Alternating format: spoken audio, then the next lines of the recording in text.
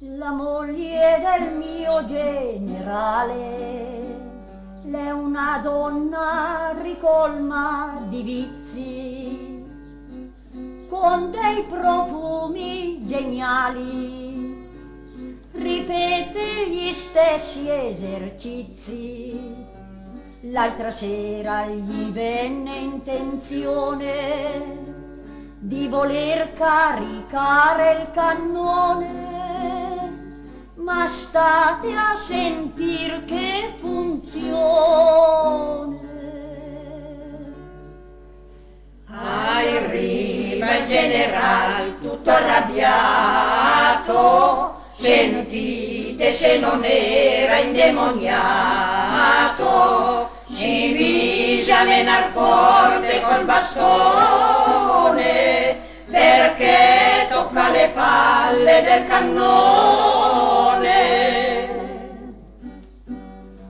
Suonata già era la tromba, che tutti invita a mangiare, tutto il cortile rimbomba, delle gavette a suonare.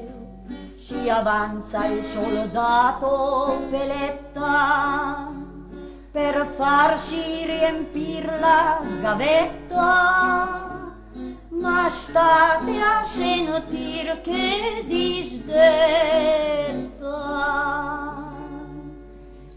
Mentre mangiava il rancio affumicato, sentite se non era un disgraziato, in fondo alla gavetta brutta e nera, gli è capita una boia panatera.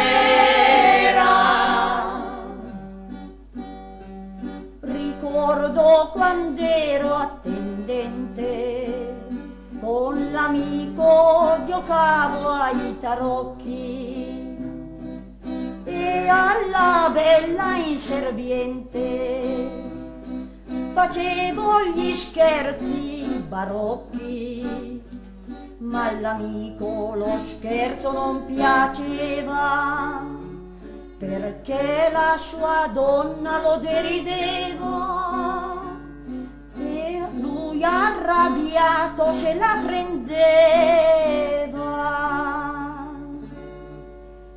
Arriva il general tutto arrabbiato,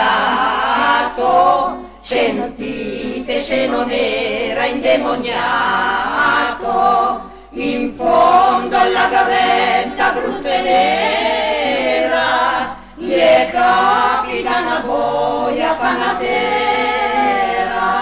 Arriva il general tutto arrabbiato, sentite se non era indemoniato, in fondo alla gavetta brutta e nera, gli è capita una boia panatera.